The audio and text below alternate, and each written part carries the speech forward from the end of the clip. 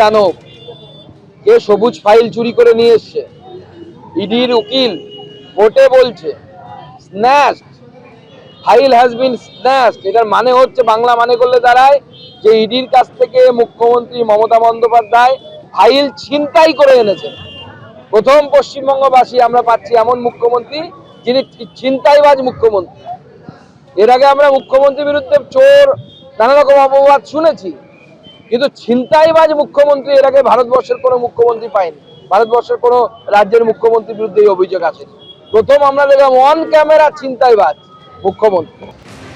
SIR নিয়ে ফের নির্বাচন কমিশনকে নিশানা করেছেন মুখ্যমন্ত্রী মমতা বন্দ্যোপাধ্যায়। নেতাজির জন্মজয়ন্তী উপলক্ষে সরকারি অনুষ্ঠানের মঞ্চ থেকে আক্রমণ শানাতে গিয়ে মুখ্যমন্ত্রী মমতা বন্দ্যোপাধ্যায় বলছেন, কৌরব পক্ষের সঙ্গে এখন লড়াই করতে হচ্ছে, মানবিকতার সঙ্গে দানবিকতার লড়াই হচ্ছে, মিসম্যাচ করে মানুষকে যন্ত্রণার দিকে ঠেলে দেওয়া হচ্ছে। কি বলেছেন মমতা বন্দ্যোপাধ্যায় দেখব। আজকে আমাদের লড়াই করতে হচ্ছে কৌরব পক্ষের সাথে, মানবতাকে লড়াই করতে হচ্ছে অমানবিকতার সাথে। মানবিকতা বনাম দানবিকতার লড়াই হয়ে গেছে। কিসের জন্য মিসম্যাচ আর মিসম্যাপ? তুমি বাংলা জানো না, বড়াই করছো, বাংলা ভাষাকে অসম্মান করে মিসম্যাচ আর মিসম্যাপ করে মানুষকে যন্ত্রণায় ফেলছো। এই যন্ত্রণা আগামী দিন তোমাদেরও ভুগতে হবে, জেনে রেখো। অন্যায় কখনো কাউকে ক্ষমা করে না, অন্যায়কে ক্ষমা করতে নেই। আজকে ভাবছো ক্ষমতায় আছো, কাল ক্ষমতায় থাকবে না, সেদিন জেনে রেখো মানুষ কিন্তু পেছু ছাড়বে না। যেখানে পালাও, মানুষ কিন্তু বলবে পালাবার পথ নাই, জো মাছে পিছে। নির্বাচন কমিশনের বিরুদ্ধে সর্বোচ্চ আদালতে দ্বারস্থ হতে পারেন কি বিরোধী দলনেতা? এই সম্ভাবনা তিনি নিজে তুলে ধরেছেন। তিনি বলছেন যে সংবিধান নির্বাচন কমিশনকে অসীম ক্ষমতা দিয়ে রেখেছে, তারপরেও নির্বাচন কমিশন কেন সফট লাইন নিচ্ছে? শুধু চিঠি চালাচালি করলে হবে না, অ্যাকশন চাই। কি বলেছেন বিরোধী দলনেতা দেখুন। ইলেকশন কমিশনকে তো আর্টিকেল 3 to 4 বাবা সাহেব আম্বেদকর পুরো পাওয়ার দিয়ে গেছে। ইলেকশন কমিশনও কেন এত সফট লাইন নিচ্ছে? চিঠিতে কিছু হবে না, অ্যাকশন নিন, অ্যাকশন নিন, নইলে আমরা ভোটাররা এবারে সুপ্রিম কোর্টে যাব। এতদিন তো ইলেকশন কমিশনার মমতা ব্যানার্জি লোকরা যাচ্ছে, এরপরে পাবলিক যাবে, আমরা যাব সুপ্রিম কোর্টে, আমরাও যেতে পারি, আমাদেরও সে অধিকার আছে। ইলেকশন কমিশন শুধু চিঠি চাপাটি করে কিছু হবে না।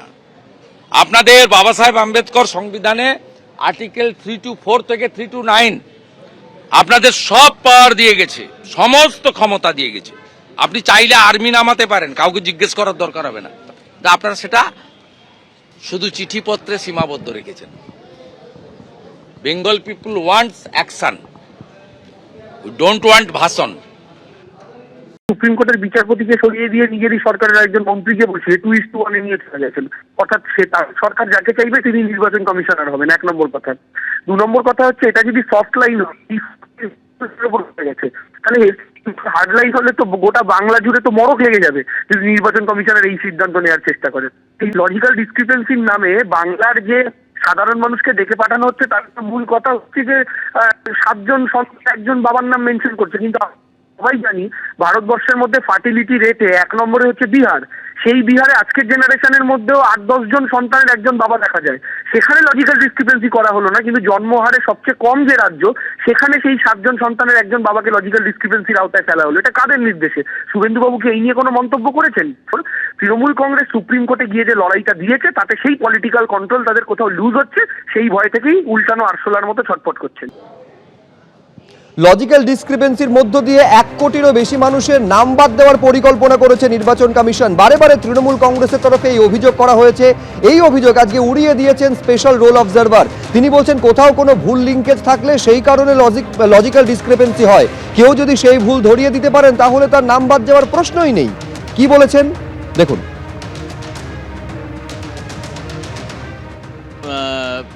জেলায় জেলায় ঘুরে সাধারণ যারা লাইনে দাঁড়িয়ে আছেন, এরকম ব্যক্তির সাথে কথা বলে দেখেছি। অনেক ক্ষেত্রেই যেটা হয়েছে যে সে ব্যক্তি বলছেন যে হ্যাঁ,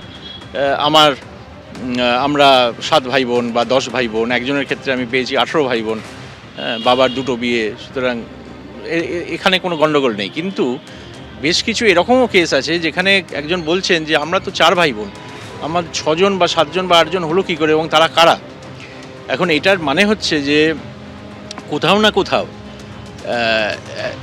একটি লিঙ্কেজ করা হয়েছে যেটা ভুলভাবে করা হয়েছে। এরকম কত লিঙ্কেজ আছে?